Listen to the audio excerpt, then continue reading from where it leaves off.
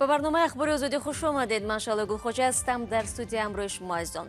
نخست توجه کنید به سرخط موضوع برنامه امروز 15 ایون. فعالیت زیر تدابیر شدید بهداشتی بازارهای تاجیکستان دوباره باز و تاجران از بعضی سبوکی‌ها برخوردار شدند. آنها از مبلغ ارنده آزادند اجاره و مهلت نی 15 روزی که سپری میگیره ایشان آزادند. قرقیزستان سودشنامه را درباره پایگاه روسیه تغییر داد و من بعد پول بیشتر میگیرد. هلاکت 11 محبوس از التهاب شش یا کووید 19 نظر مقامات زندان‌های تاجیکستان از پیوندان محبوسان فرق میکند. همون رنگن همون رو برآورده تیان آورده دادن، من بردم به دکتران نشان دادم، گفتن که 100% کرونا ویروس شدگیم. از همونجا فهمیدیم. بعد تنفس چند هفته نه امروز بازارهای لباس فروشی در تاجیکستان در خود را برای مشتریان باز کردند. در این برابر مرکزهای خدمت رسانی نیز دوباره فعال شدند، اما به شرط رعایت قاعده‌های بهداری و قبول مزاجان با نقاب. چاره‌های محدودسازی در شرایط بکار کرده می‌شوند که بنا به اطلاع وزارت تندرستی تاجیکستان در شبانه روز گذشته باز 64 حالت نوی گرفتاری به کرونا ویروس آشکار شده و تاکنون 50 نفر از این بیماری افتیدند. مقامات نیز میگویند خطر کووید 19 پورا برطرف نشده است. برای یوسفی امروز با کار بازارها در پایتخت آشنا شد. پس از تعطیل اجباری تقریبا 1.5 ماه که به خاطر پیشگیری از گسترش کرونا ویروس اعلان شده بود، بیشتر از 10,000 صاحبکار در 10 بازار مال و کالای دوشنبه شروع به کار کرد. صبح 15 ایون فعالیت بازار کاروان دوشنبه زیر تدبیرهای شدید بهداشتی از سر گرفته شده بود. وارد شدن به بازار بدون نقاب و به طور معمولی غیر ممکن است. من امروز از سحر بروقت صاحبکاران خرسند، یعنی که فعالیتشان را آغاز نموده ایستادند. 100% نباشدم قریب 80% صاحبکاران به کار برآمدند. حرارت مزاجان و صاحبکارانی که وارد داخل میشوند، وارد بازار میشوند، البته حرارت آنها سنجیده میشود. شماره مشتریان در روز اول آغاز کار در بازار کاروان چندان بسیار و به طور معمولی نبود، اما تاجران در دکانها را باز کرده منتظر خریداران بودند. اکو مثل هر وقته سرودن نیستند. مقصد بسیاری آدم‌ها از آگاهی ندارند که بازار باز شدگی است.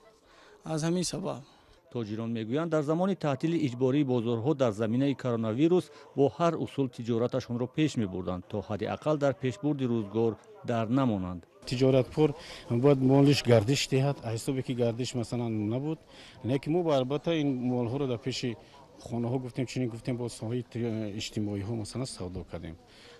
اکنون که بازار گشوده شده البته این مشکل ها برطرف میشه. برخی از صاحبکاران بدون آوردن نام به آزادی شکایت کردند که در بازار ورزاب دوشنبه از صاحبکاران در مدت 1.5 ماه کرانتین که فعال نبودند حق اجاره طلب دارند، اما این ادعا را هم صاحبکاران و هم مأموریت بازار رد کردند. ما عادی کردیم اونجا طلب نکردن، امروز کار برآمدیم ما هیچ کس ندیدیم. آنها از مبلغ ارنده آزادند اجاره و مهلت نی 15 روزی که سپری میگیره ایشان آزادند. در برخی بازارها تاجران مال و کالا که 1.5 ماه فعال نبودند بر اضافه آزاد شدن از پرداخت پاتنت از سوی مأموریت بازارها نیز سبوکی دریافت کردند.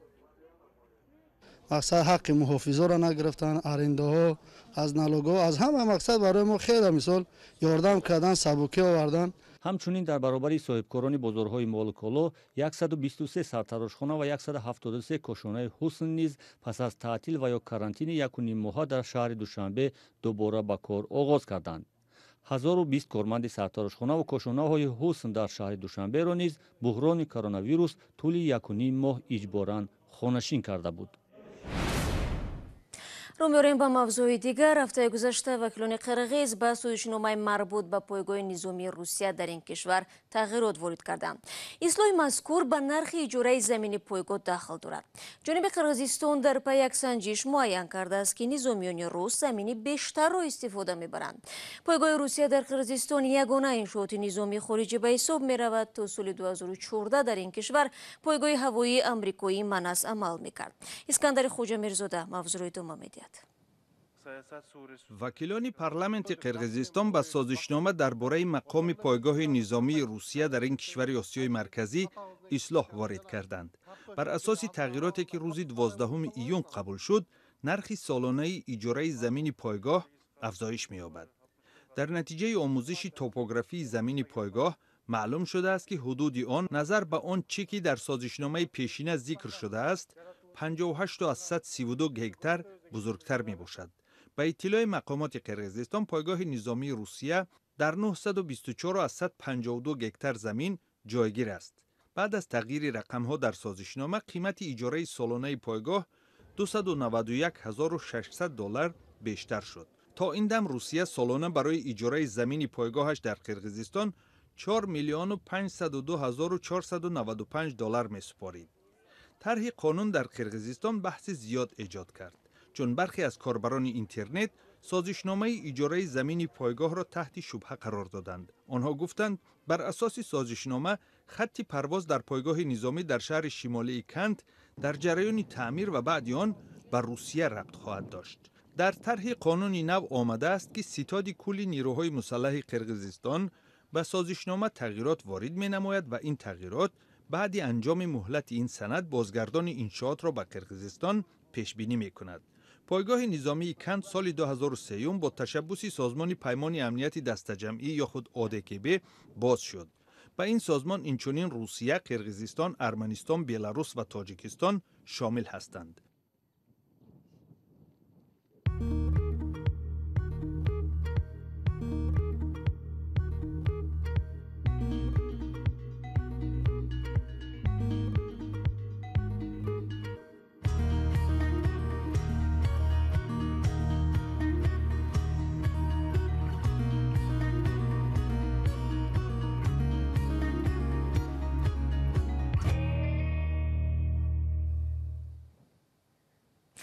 اخیراً پارلمان تاجیکستان به جانبداری یک بسته تغییرات به قانون رأی مثبت داد.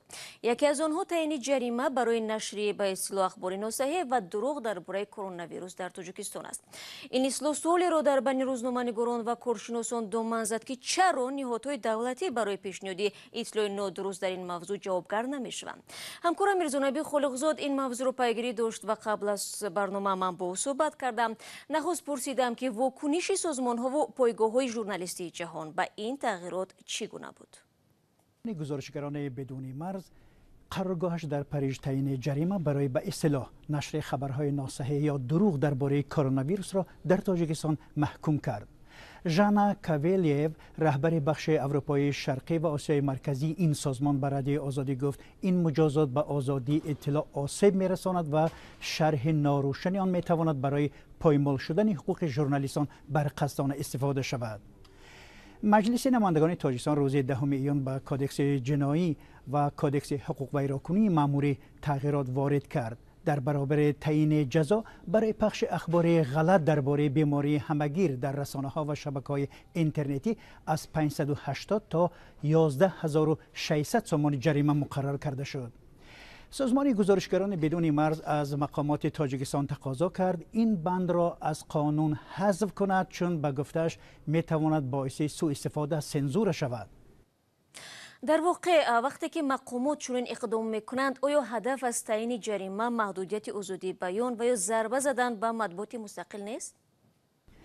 در جلسه پارلمان شرح داده نشد که دلیل جاری کردن جریمه برای اطلاع رسانی درباره کرونا ویروس نو چیست، ولی یک نفری آگاه از مسئله گفت میخوان نشر خبرها را درباره گرفتاران و قربانیان بیماری همگیر کنترل کنند. از زمان اعتراف موجودیت کرونا ویروس در تاجیکستان در برابر آمار رسمی فهرست الترناتیوی قربانیان کووید 19 و التهاب شش وجود دارد.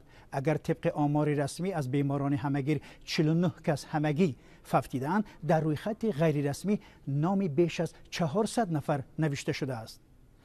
امید باباخانوف ژورنالیست تاجیک رهبر میدیا هولدینگ آزیا پلوس در مطلب پرسیده است که تا کجا وزارت بهداشت و نهادهای دیگری دولتی از روی قانون برای پهن کردن خبرهای ناصحیح و دروغین به جوابگری کشیده می شوند.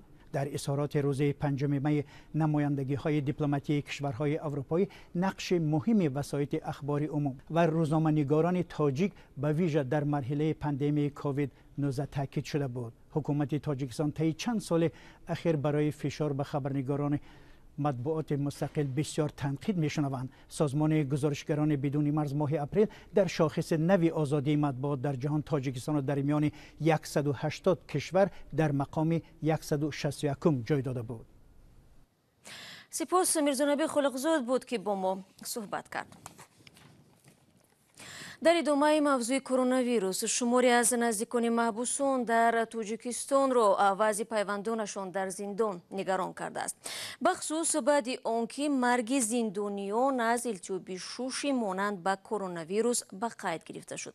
مقامات از 31 مارس با دلیل پیشگیری از احتمال پنجشنبه کرونا ویروس ملاقات محبوسان با نزدیکانشان را در زندانها موقتا منع کردند.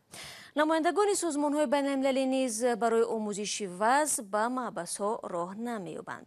در این باره تلویزیون نستایشی وریمیا گزارش تهیه کرد. از آغاز ماه می و بعد از آنکه مقامات موجودیت کرونا ویروس را در کشور تصدیق کردند، 11 محبوس به نشانه‌های مانند به این بیماری فوتیدند. اما مسئولین اداری زندان‌ها میگویند مرگ این محبوسان نه از کووید 19 بلکه از التهاب شش یا پنیومونیا بود. رسانه‌ای شدن خبر بیماری محبوسان در پس منظر پاندمی نگرانی نزدیکان زندانیان و حامیان حقوق را به میان آورده است. در سریاست اجرای جزای جنایتی تاجیکستان فوت 11 محبوس را در زندان‌های کشور رد نمی‌کنند.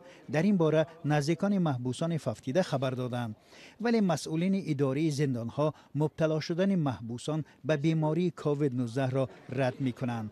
با باوری مقامات سری وقت منع کردن ملاقات محبوسان با نزدیکانشان سبب شد از وارد شدن ویروس به زندان‌ها جلوگیری کرد. همین ما چی میگن رنگین کردیم، همش همون پنیومونیا برآمدگی هستند. از محبوسان بیمار تست سنجشی گرفته نشده است و تنها با تشخیص رنگینی اکتفا کردند.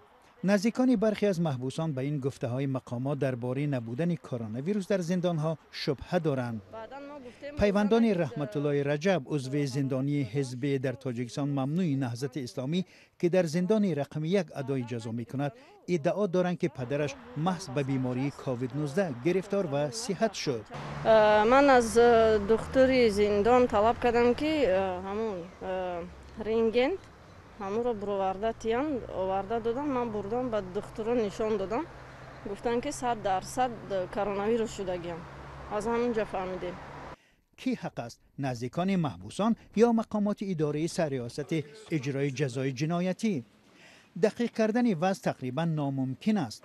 نه حامیان حقوق از داخل و نه سازمان‌های بین‌المللی نمی‌توانند به زندان‌های تاجیکستان راه یابند. اطلاع درباره وضع زندان‌های تاجیکستان در شرایط کرونا ویروس اساساً از صحبت‌های مقامات و تماس‌های محبوسان با نزدیکانش می‌رسد. در آستانه سفر هیئت سازمان جهانی تندرستی به تاجیکستان، نمایندگان جامعه شهروندی خواستند تا نمایندگان سازمان جهانی تندرستی از وضع زندان‌ها دیدن کنند. اما نمایندگان این سازمان ظاهراً به زندان‌ها راه نیافتند و مسئولین این سازمان هم نگفتند که سبب این کار چه بود.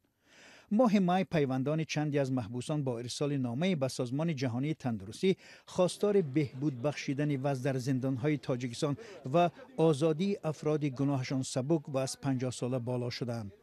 مقامات تاجیکستان در پاسخ به این دعوت‌ها گفتند وضعیت به اندازه نیست که نزدیکان محبوسان تصویر می‌کنند.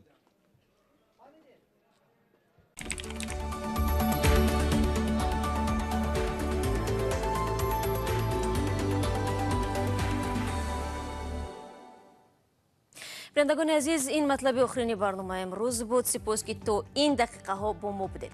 تا صحبت بعدی میتوانید از وبسایت رادیو آزادی زیر نشانی www.azadi.org استفاده کنید. نوارای جالب در آزادی ویدیو کانال ما در یوتیوب همیشه گذاشته می شود. همزمان صفحه های ما در شبکه‌های اجتماعی در خدمت شما است. فراموش نکنید صبح فردا من همه شما را در نوید بامدادی با خبرهای تازه منتظرم. تا فردا، خدا نگهدارتان باشه.